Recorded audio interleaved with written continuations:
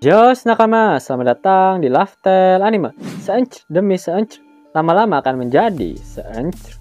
Yap, itulah moto hidup dari para leaker dalam menghidangkan shop e-learning One Piece pada kita semua. Sebelum kalian menikmati full shop e-learningnya, jangan lupa klik tombol like-nya ya. Hayo, udah belum? Like dari kalian akan menambah kesegaran dari boba-boba uhuy yang akan kalian santap setiap harinya.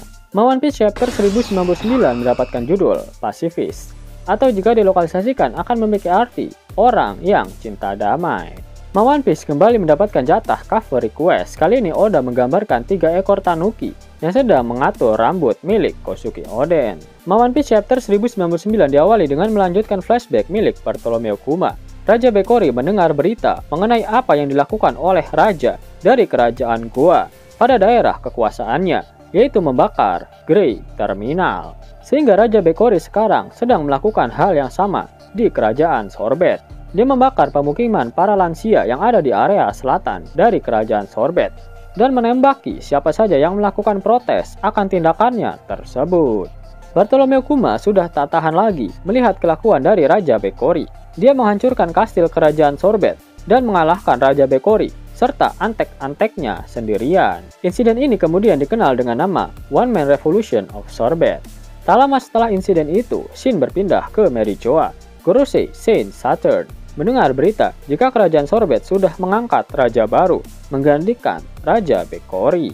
Kuma tak bisa menolak permintaan warga kerajaan Sorbet yang memintanya untuk menjadi raja menggantikan Raja Bekori, dan akhirnya dia bersedia untuk menjadi raja di kerajaan Sorbet. Akan tetapi Kuma memilih untuk tetap tinggal di gerejanya, dan orang lain lah yang sebenarnya menjalankan pemerintahan di kerajaan Sorbet, dan dia adalah Raja Bulldog yang merupakan raja dari 2 generasi sebelum Raja Bekori. Pada suatu waktu, Bonnie tanpa sengaja memakan buah iblis Toshi Toshinomi, namun tidak diperlihatkan kapan tepatnya Bonnie memakannya dan alasan mengapa buah iblis tersebut bisa berada di kerajaan Sorbet. Setelah memakan buah iblis Toshi Toshinomi, tanpa sengaja Bonnie berubah menjadi bentuk dewasanya, sama seperti Bonnie yang sudah memiliki boba besar pada timeline sekarang. Itu artinya Bonnie berubah ke wujud bohainya ketika berumur 24 tahun. Semua orang yang melihat Bonnie terkejut dan berpikir jika yang mereka lihat adalah Ginny. Pada suatu waktu, Raja Bulldog mengunjungi gereja milik Kuma, dan dia ke sana bersama dengan ibunya yang bernama Connie.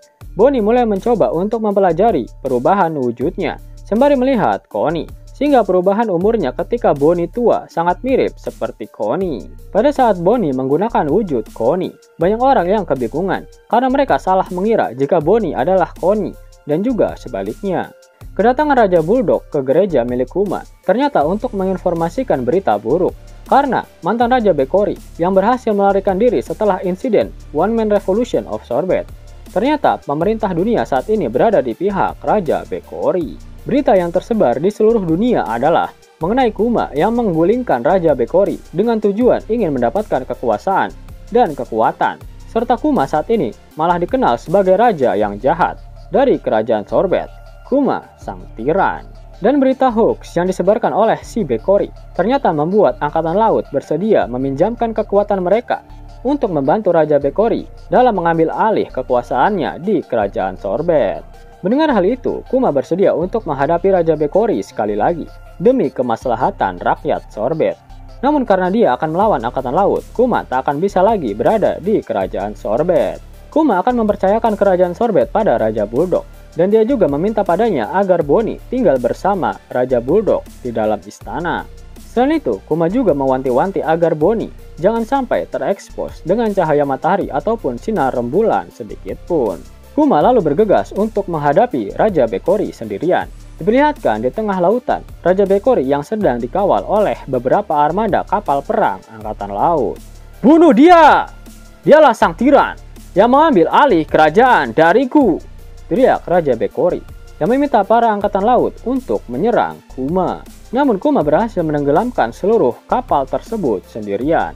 Namun tidak diperlihatkan apakah Raja Bekori meninggoy atau tidak saat kejadian tersebut. Setelah insiden tersebut, Kuma memutuskan untuk berlayar ke lautan dan menjadi bajak laut.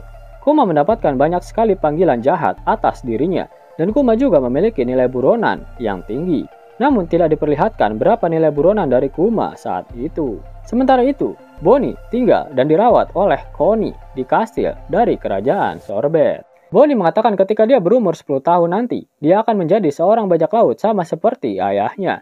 Dan hal itu menjadi kenyataan, karena saat ini Bonnie benar-benar sudah menjadi bajak laut di umurnya yang ke-12. Dan dua kru bajak lautnya adalah sahabat dari Kuma dan juga Ginny. Scene kemudian memperlihatkan Kuma yang menjelajahi seluruh dunia untuk mencari obat demi menyembuhkan penyakit milik Bonnie. Dia mengunjungi seluruh pulau, termasuk pulau tempat di mana dia melempar seluruh bajak laut topi jerami saat di Kepulauan Sabaody.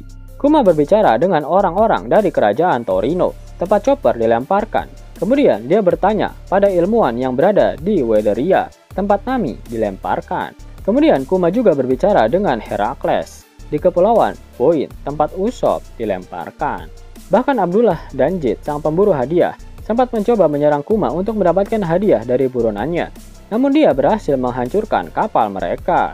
Pada akhirnya Kuma bertemu kembali dengan Dragon di tengah lautan. Dia sedang berada di atas kapal Wind Granma. Selain itu, di atas kapal juga ada seluruh komandan pasukan revolusi. Pada timeline sekarang, kecuali Sabo dan juga Koala, mereka tak ada di sana. Dragon mengatakan pada Kuma jika Ivankov dan Inazuma berhasil ditangkap oleh Angkatan Laut dan dipenjara di Impel Down. Namun tak diberikan info lebih detail mengenai penangkapan mereka. Sementara itu, terdapat deskripsi dari narator tentang Kuma yang sudah pernah menjadi raja, menjadi seorang tiran, dan saat ini dia adalah seorang bajak laut. Belo Betty menanyakan sesuatu pada Kuma. Ternyata dia ingin menjadi komandan pasukan revolusi bagian timur. Namun Dragon tak akan memberikan posisi tersebut pada siapapun, kecuali Kuma mengizinkannya. Kuma mengizinkan Belo Betty untuk menjadi komandan timur pasukan revolusioner, karena dia adalah wanita bermulut kotor, sama seperti Ginny. Dragon kemudian berbicara dengan Kuma mengenai Dr. Vegapunk. Selama ini Dragon tak pernah merekomendasikan Dr. Vegapunk pada Kuma, karena sangat tidak mungkin untuk menemuinya ketika Vegapunk masih berada di Punk Hazard. Akan tetapi kecelakaan yang baru saja terjadi di Punk Hazard, ledakan besar akibat ulah Caesar Clown, sehingga Vegapunk harus memindahkan laboratoriumnya. Dragon mengatakan bahwa pertahanan dari laboratoriumnya yang baru masihlah lemah, sehingga Dragon meminta Kuma untuk segera menemuinya sekarang. Kuma berterima kasih pada Dragon, dan dia berjanji apabila Kuma berhasil menyembuhkan Bonnie, dia akan kembali bertarung bersama Dragon di pasukan revolusioner. Biarkan takdir untuk mengikuti arah dari hembusan angin, sobatku, ucap Dragon. Lagi-lagi, Dragon menyebut kata angin. Saat bersama Ivankov, Dragon selalu melihat ke arah timur, sembari merasakan hembusan angin. Saat di kerajaan Goa, Dragon berhasil menyelamatkan para warga dengan hembusan angin. Apakah semua clue ini semakin memperjelas jika Dragon adalah pemakan buah iblis Logia, angin? Menarik untuk dinantikan. Scene kemudian memperlihatkan Bonnie yang berada di kerajaan Sorbet. Dia sedang berlatih untuk bertarung. Bahkan Bonnie mampu mengalahkan orang dewasa dalam pertarungan tangan kosong. Padahal Bonnie berlatih dalam wujud bocil FF-nya. Kuma tiba di kerajaan Sorbet untuk menemui Bonnie. Kuma lalu memasukkan Bonnie ke dalam box dan membawanya pergi ke Pulau Egghead, di mana diperlihatkan saat itu Pulau Egghead masihlah sebuah pulau musim dingin. Kuma dan Bonnie bertemu dengan Vegapunk yang kepalanya masih besar saat itu. Lalu diperlihatkan Bonnie yang bermain dengan Sentomaru saat Kuma dan Vegapunk membicarakan hal serius. Vegapunk mengatakan pada Kuma bahwa penyakit Sapphire Scale yang diderita oleh Bonnie sangat mungkin untuk disembuhkan.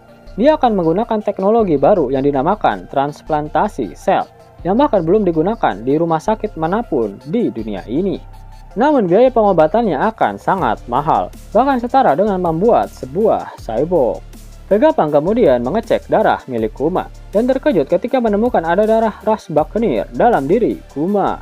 Vegapunk bertanya mengapa Kuma yang merupakan ras Buccaneer berani menemui orang pemerintahan dunia seperti dirinya. Kuma berkata bahwa dia mempercayai Dragon.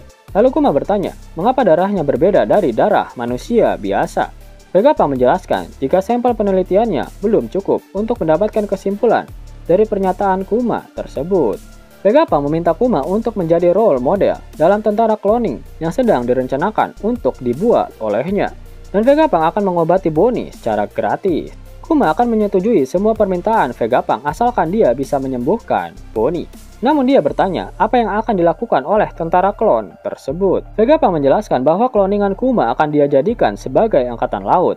Dia akan membuat mereka dapat menembakkan sinar laser untuk mengalahkan bajak laut yang jahat. Selain itu, Vegapunk ingin memiliki tentara klon dengan tubuh yang kuat, yang akan mereka gunakan sebagai tameng untuk melindungi rakyat jelata. Scene kemudian berpindah ke Merijoa, diperlihatkan Saturn yang ternyata menguping seluruh pembicaraan antara Vegapunk dan juga Kuma. Saturn mengatakan bahwa Vegapunk tak memiliki ide yang bagus untuk mengeksekusi kesempatan besar yang dia dapatkan saat ini. Saturn memiliki ide lain untuk memanfaatkan Kuma yang akan dijadikan klon oleh Vegapunk. Scene kemudian kembali berpindah ke Pulau Egghead. Kuma dan Vegapunk masih mengobrol. Kuma berkata pada awalnya dia berencana untuk menyanggupi segala kemungkinannya demi menyelamatkan Bonnie meskipun Vegapunk adalah orang jahat. Namun setelah dia mengetahui jika klon yang akan dibuat oleh Dr. Vegapunk dapat menyelamatkan nyawa banyak orang, mungkin inilah tujuan dari Kuma dilahirkan di dunia ini. Kau bagaikan sosok yang suci, ucap Vegapunk. Bukan, aku hanyalah seorang pasifista, jawab Kuma. Ya, pasifista sendiri memiliki arti sosok yang cinta kedamaian. Aku menyukai kata-kata itu. Mari kita sebut para pejuang masa depan yang akan kita buat dengan nama. Pada akhir One Piece chapter 1099, Oda Sensei tak mengeluarkan kata-kata mutiaranya. Itu artinya minggu depan One Piece tidak libur. Mau dapat uang hingga 50.000 gratis dan bisa langsung ditarik?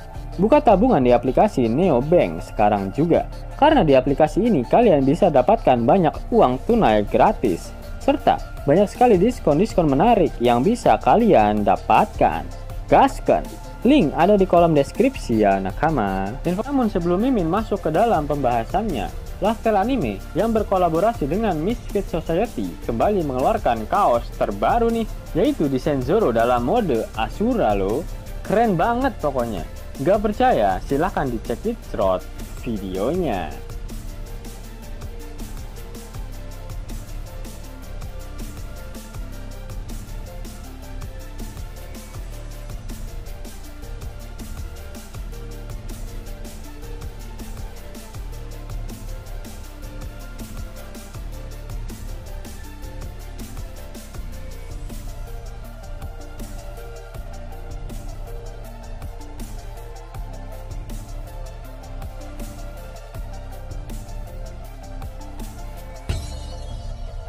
Bagaimana?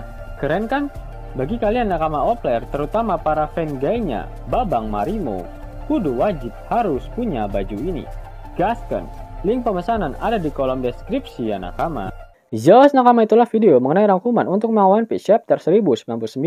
Jika nakama menyukai video ini, jangan lupa klik like, share, dan subscribe channel ini ya, agar nakama semua tak ketinggalan info menarik seputar One Piece. Arigatou.